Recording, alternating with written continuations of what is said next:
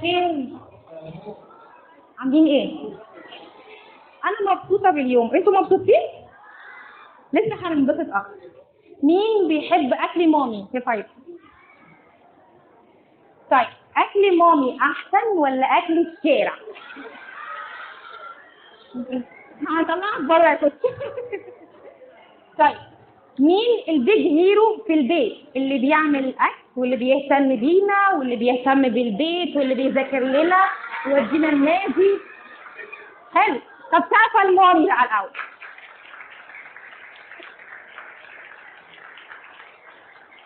سؤالي بقى، لما مامي بيج هيرو ينفع الهيرو بتاعتنا تقول ما ناكلش الاكل ده وناكله؟ طب ينفع مامي تقول كل الاكل ده وما ناكلوش؟ طيب ليه مامي بتقول ما ناكلش الاكل ده وناكل الاكل ده؟ برافو، تعرفوا نفسكم. انا هتكلم معاكم النهارده عن التغذيه او الاكل وفوائده. هنتكلم مع الاطفال وهنتكلم مع الماما. الاكل بيدخل في تكوين الجنين من وهو في بطن الام. دلوقتي كمان بقت في دول بتقول للام لو انت عايزه البيبي ولد كلي كذا، لو عايزه البيبي بنت كلي كذا. سمعتوا الكلام ده؟ حلو. في امهات كده. دلوقتي في حد عايز يطلع ليه في صوت؟ شاطرين. الكلام ده مهم جدا عشان نركز مع الدكتور. هي جايه عشان تديرنا النهارده، عايزين ناخد منها اكتر حاجه مفيده. في حد عايز يطلع بيج هيرو زي سوبرمان وباتمان وسبايدر مان والناس دي، مظبوط؟ في حد عايز يطلع ضابط عشان يحمي مامي او بابي او يحمي البيت لو في حرامي هاجم. هل في ضابط هيجي يجري ورا الحرامي ما يقدرش يجري؟ طب لو بيلعب رياضه هيقدر يجري. لو ما بياكلش بقى هيقدر يلعب الرياضه وهيقدر يجري؟ طب لو بياكل الاكل الضار هيقدر يلعب رياضه وهيقدر يجري ورا الحرامي؟ يبقى احنا لازم ناكل الهيلثي فود او الاكل الصحي. ناكل ايه؟ مش هناكل الاكل الفرايد، مش هناكل الاكل المقلي. طب انا ينفع اكل اكل صحي بس طول النهار رايح جاي اكل؟ برافو عليك. يبقى في لينا ليميت او في لينا كميه محدده لازم ناكلها في كل وقت ما انت كل الاكل اللي انت بتحبه، ولكن بكميه معقوله وفي مواعيد محدده. يعني لما مامي تيجي تقول لي احنا عايزين ناكل فرايد تشيكن، ممكن ناكلها مره واحده في الاسبوع. هبقى انا عملت ايه؟ كلت اللي انا بحبه وما ضرتش جسمي. طب دلوقتي انا لو عندي مذاكره واكل بقى اكل دسم عامل لدماغي دوخه وخمول وانا قاعد بذاكر بعمل كده، هذاكر؟ هركز؟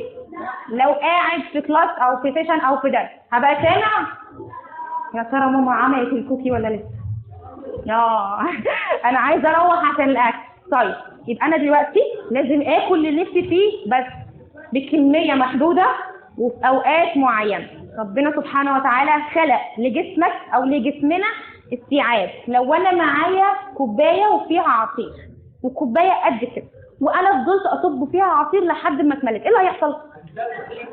بالظبط هتتدلدق بره. تمام؟ هتتدلدق بره. فانا جسمي له استيعاب. لو كلت اكتر مما جسمي محتاج هيعمل ايه؟ هيكون دهون، والدهون او الشحوم هتطلع على مخي وبقى قاعد طول النهار عامل كده. انا عايزه انام، صح؟ هقدر اروح نادي؟ هقدر اركز؟ ماما بتقول لي هات الريموت اديها الموبايل. احط الازازه في الفريزر او في الثلاجه، احط الموبايل في الثلاجه. وماما طول النهار بتصوت يا حبيبي ركز، بتعمل ايه؟ ما هي مش الاكل الكتير هو اللي عمل لي تخمه، هو اللي خلاني مش مركز مش فاهم، او الاكل الغلط. طيب احنا عايزين ناكل اللي نفسنا فيه وعايزين ناكل بطريقه صح. ربنا سبحانه وتعالى خلق حاجه في جسمنا، الامهات بقى تركز، اسمها هرمونات. في هرمون اسمه ليبتين، في هرمون اسمه جرلين، في هرمون الانسولين. الهرمونات دي كلها موجوده في جسمك. في هرمون متحكم في الجوع والشبع. فانا دلوقتي لما بنظم وقتي اللي باكل فيه او وقت ابني او طفلي اللي بياكل فيه، بنظم له افراز هرمون الانسولين وهرمون الليبتين وهرمون الجرلين. الام اللي مش عارفه تتحكم في تغذيه ابنها او تمنع عنه اكل معين، مجرد ما تظبط له الوقت بتاع وجباته، ظبطت له هرمونات معينه في جسمه، خليته اجباري ما بقاش جعان. يبقى دي اول ليفل انا همشي عليها مع الطفل بتاعي قبل ما ابدا امنع عنه اكل معين. يعني انا هسمع كلام ماما لما تقول ما ناكلش دلوقتي ولا لا؟ لا انا مش سامعه حاجه. لا اسمع مين اللي بيقول لا؟ سامعين؟ هسمع كلام ماما. ليه؟ ماما عمرها ما هتضرني، ماما فاهمه اكتر مني، ماما بتعمل لي الاكل اللي طعمه حلو، ماما هتكافئني بالاكل اللي بحبه لما اكل الاكل اللي هي بتقول عليه انه اكل هيلثي. تمام؟ الاكل الكويس والهيلثي هيخليني ابقى زي مو صلاح، هيخليني ابقى سوبرمان، هيخليني ابقى سبايدر مان، واستعمل منطلق تحميل بقى واطير بقى في الجو براحتي. مين بيطير في الجو؟ بتحب مين؟ نبقى هالك برضه، بيحب هالك. يبقى انا هبدا دلوقتي ان انا اكل صح، انظم الوقت اللي باكل فيه مع لعب الرياضه، لان الرياضه بتساعد في بناء كتلتي العضليه وبناء جسمانيا، وكمان تنميه الاكسجين اللي بيضخ مخي، فهيساعد على تطور الذكاء بتاعي. الاكل بيساعد الاطفال انها تبقى اذكى اكتر، بيساعد الاطفال انها صحتها تبقى هيلثي اكتر. الاكل والتغذيه العلاجيه يا جماعه، ما سمعناش قبل كده مريض الضغط العالي ما يشربش قهوه، اللي ضغطه واطي ما ياكلش سكريات، كل حاجه حادقه. فخلي بالي من وانا بربي طفلي، بربيه على التغذيه الصح عشان ما يدخلش في مشاكل فيما بعد، ما يطلعش غبي، ما يطلعش تركيزه قليل ومشتت، ما يطلعش عنده ضعف في بنيانه الجسدي او لياقته البدنيه. العناصر الغذائيه اللي ربنا خلقها لنا، بروتين، نشويات، ايه تاني، دهون صحيه، كل العناصر دي بتدخل في تكوين البنيه الجسديه والعقليه والنفسيه كمان فيما بعد. فانا احافظ على ان الطفل يكون بياكل العناصر دي كلها، وانا اسمع كلام مامي في الاكل اللي هاكله عشان تخليني اروح التمرين، عشان انجح في اختباراتي، عشان اطلع الهيرو اللي انا عايزه، عشان اطلع ضابط او دكتور او مدرس او مدرب. في مدرب ينفع يمرن حد وهو نفسه مش قادر يتمرن؟ لا انا عايز اسمع. في مدرب هيقف في سيشن ويمرن الناس وهو مش واكل اكل كويس؟ يعني احنا زي ما نهتم بالرياضه لازم نهتم بالايه؟ بالسمعه، بالاكل، بالتصريف. تعرفوا نفسكم ساعه جنب. لما نبدا ناكل الاكل الصح هناكل الاكل اللي كلنا نفسنا فيه، بس هناكل لما مامي تقول. تمام؟ عايزه اعرف لو انا كلت اكل صح غير صحي، ايه كمان هيضرني؟ كابتن حسين في الاول قال ان في مشاكل هتحصل للقلب، في مشاكل هتحصل في الجسم، السمنه هتؤدي لمشاكل في عظمي، يعني هبقى عندي هشاشه مثلا، هبقى سهل ان انا انكسر. في بطل كل شويه ينكسر، مش شجعني عشان انا بتكلم في كلامه. هل في بطل يبقى مش قادر يتنفس؟ انا بطلع سلم بعمل كده، هتجري ورا الحرامي ازاي؟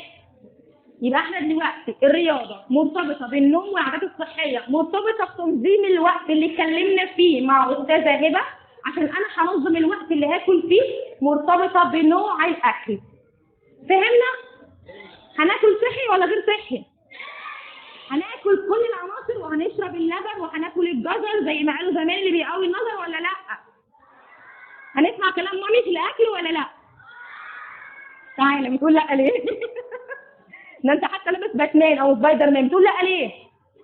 بتقول لا مش عارف، هو مش عارف هو بيقول لا ليه؟ بتحبي النوتيلا؟ طب احنا مش هنخلي مامي تديك نوتيلا غير لما تاكل اكل صحي. لا ما بتحبهاش دلوقتي، ما بتحبهاش. دلوقتي احنا عرفنا هناكل اكل ايه؟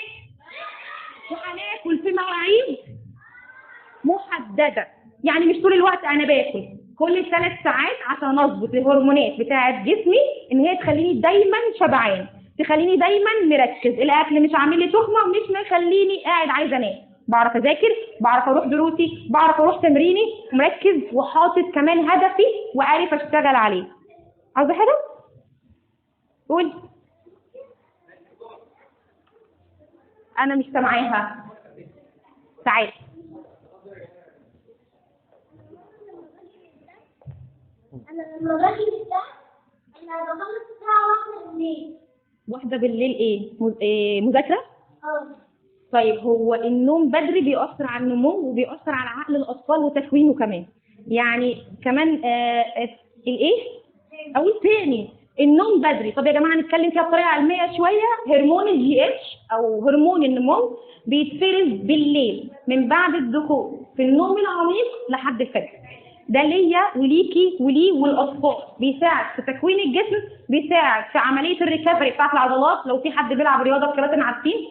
فالنوم مهما نمت بالنهار انا مش بستفاد بالهرمون ده. هو ربنا سبحانه وتعالى خلقه انه يتفرز بالليل من بعد ما بدخل في النوم العميق لحد الفجر. يعني انا محتاج انام الساعه 10 11 وكده ابقى نايم متاخر، لان الدخول في النوم العميق بيتم بعد حوالي ساعتين 3 في مرحله النوم الخفيف، بعد كده النوم المتوسط، بعد كده بقى النوم العميق بيبدا. ولما يبدا النوم العميق بيبدا الهرمون ده يتفرز. اللي عايزه تحافظ على بشرتها، احنا بالذات كسيدات مش بنحب نكبر، فالنوم بدري بيدينا صحه اكتر مع الرياضه طبعا والاكل الصحي. فنركز في موضوع النوم زي ما ماما بتقول. هتنامي بدري ولا هتنامي متاخر؟ لا أنا بدري. هتنامي ايه؟ بدري. تعرفولها بقى.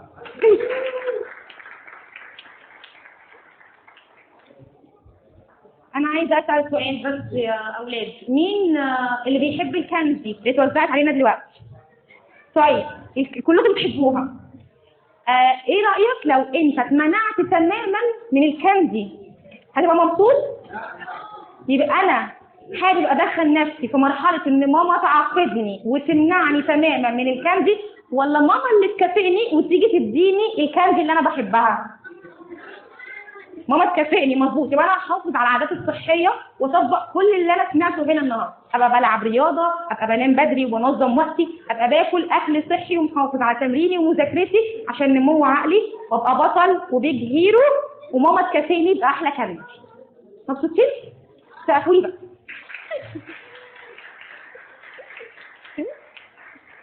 انا مبسوطه ان انا كنت معاكم، ويا رب يكون الجزء بتاع التغذيه والجزء بتاع الرياضه جزء من حياتنا اليوميه. الحمد لله. شكرا دكتورة هبة يسري، كانت لك ولاءنا موضوع مريض مثمر. عايزين تأملنا كلها